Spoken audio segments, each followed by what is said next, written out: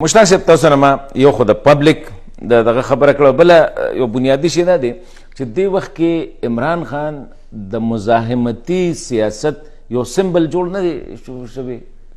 داسې دی جی چې تاسو دا خبره وکړه چې عوام کمزوري عوام غریبانان خو د دوو اتیانو په منځ کې وي چې ګله جنګي نو په هغې کې بد حال د هغه وښوی په کم وښو چې ټانټې ورسره دغه کېږي نو هغه ټانټې دې وخت کې عوام جوړ شوي دي.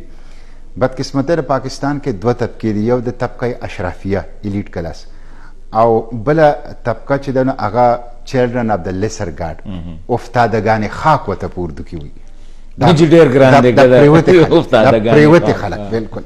نو تاسو وګورئ اکانومي صورتحال دا دی چې انفلیشن دې وخت کې 30% دی، بدترین قسمه ګرانی ده.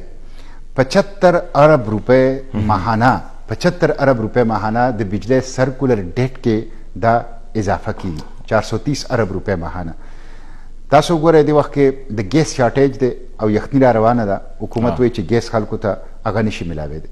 حکومت اعلان کړی دی چې 15 نومبر نه 50 روپے پیټرولیم لیوي کی په دې حالتو کې چې بدترین صورتحال دی په هغې کې اضافه کوي. نو عوام خو غریبانان خو دې وخت کې د مهنګایۍ نه خو خوشحاله دي چې هغه دپاره ګورې ډېر بدترین قسمه صورتحال کې دي.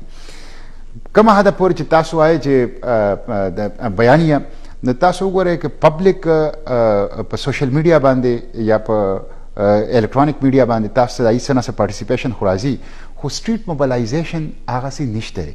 یعنې تاسو که وګوره دې وخت کې دوه پارټۍ دي چې په حکومت کې دي، یو پی ډي ایم دی بل پی ټي آی ده. پی ډي ایم وفاقي حکومت دی او پی ټي آی چې کوم دی دا صوبایي 70% خو د یعنې دواړو سره دې وخت کې مطلب دا د حکومت سپورټ او فیسیلیټیشن شته.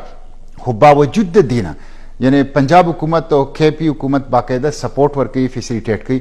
هغسې اپرایزنګ چې څنګه اپرایزنګ مونږ په تیر وختونو کې کتلی دی لکه نن چې دغه بند کړی فیض آباد نو ما په خیال ټول 15 کسان کرسۍ پرتې وې روډ بند هغسې نو هغې وجه دا دی چې کوم کنسرن پروونشل ګورمنټس دي یا که فرض کا پی ډي ایم کوي نو وفاقي حکومت په اسلام آباد کې هغه فیسیلیټیټ کوي هر رکاوټ نه اچي. په دې وجه باندې پبلک اپرایزنګ خو موږ ته په نظر باندې نه راځي. نو تاسو خو دا نشئ ویلی چې یو پبلک اپرایزنګ دی. البته سوشل میډیا باندې اکټیویټي شته دی یا الیکشن کې باوجود د لو ټرن آوټ نه باوجود هم مطلب دا دی څه نه څه مطلب دا دی خلک یو څیز واچي نو خو هغسې یو سیاسي حرکت چې په معاشره کې چې هغه د یو ریولوشن طرف ته یو ډېر لوی مطلب دا نتایج ورکړي هغه په نظر په سوسایټۍ کې نه